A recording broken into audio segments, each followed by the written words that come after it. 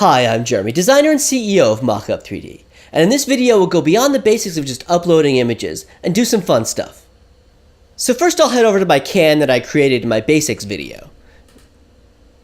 Just give it a sec to load, and then we're going to go into the images here, and we uploaded this logo, and I'll review that again just to show you. So you take this Photoshop file and you bring it in here.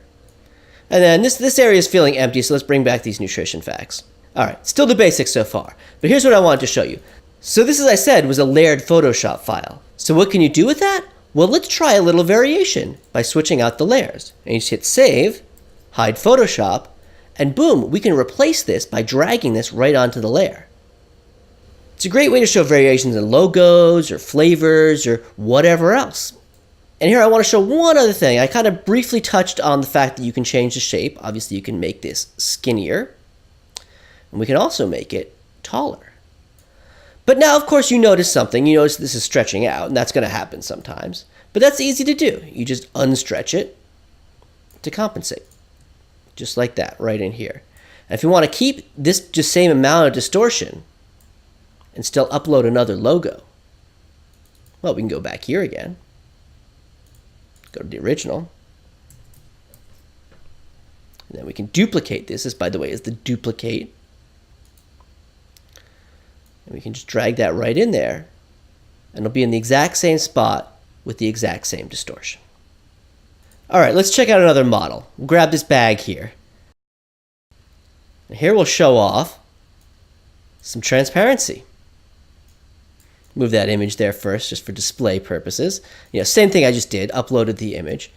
And here you can see we have a bit of transparency. We have this window box here on the bag. And this here is a layer. You can move it, and it becomes fully transparent. You can move it all around. You can scale it up, scale it out, whatever you want. Move it to the side. And you can see it's just a layer. It says white with whole, which is exactly what it is. But what we can also do is just get rid of it. You hit H to hide it. And boom, you have a fully transparent bag. And you can see it's right here. Any place that there is transparency, any place there's this checkerboard pattern, the object becomes transparent. Now, not all the objects, obviously the can isn't transparent, it makes no sense, but this is. And you can see even the stuff here is in the back. Here we can alter it, and we can do it at any angle. And you notice I changed the color as well, just partially to show off the transparency, but we have a background color down here. And you can see there's actually an inside color as well in here, where we can change the color of this transparency.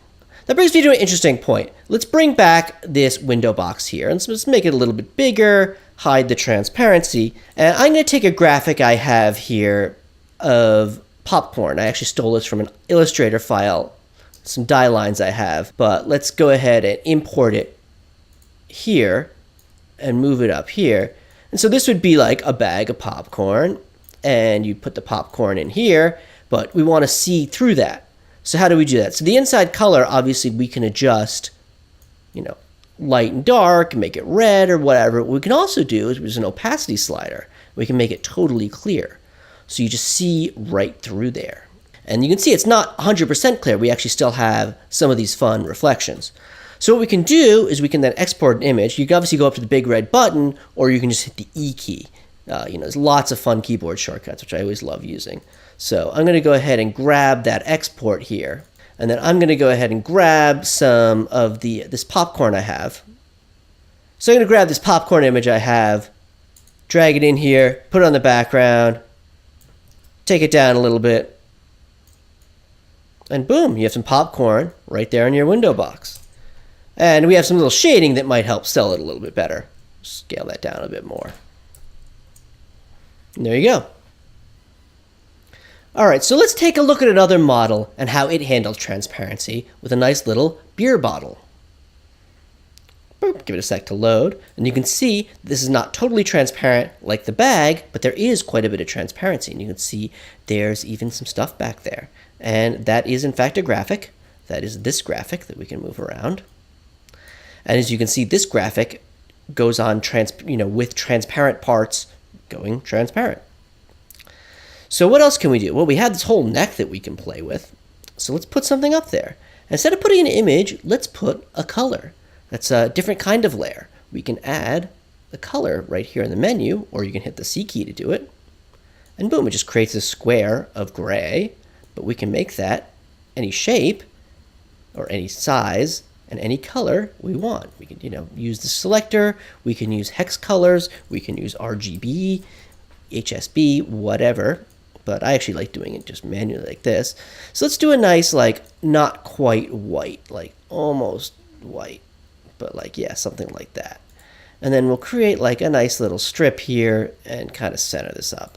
Like you can see on a beer bottle. I can make it a little thinner and, just something like around those lines, centered in there with a logo. And then we'll take my little logo here and just drop that in there and scale it down, put it right in the middle there. So that's the kind of thing you can do. And yeah, get that nice there. We can, you can kind of see how you'd rotate around there. But yeah, let's look at the cap here. We got this thing going on here with this logo here on the cap, which of course we can rotate to straighten out a little bit. And you see we have a little color right there too. But you see this color is actually doing something a little bit different. See, this color is actually metallic.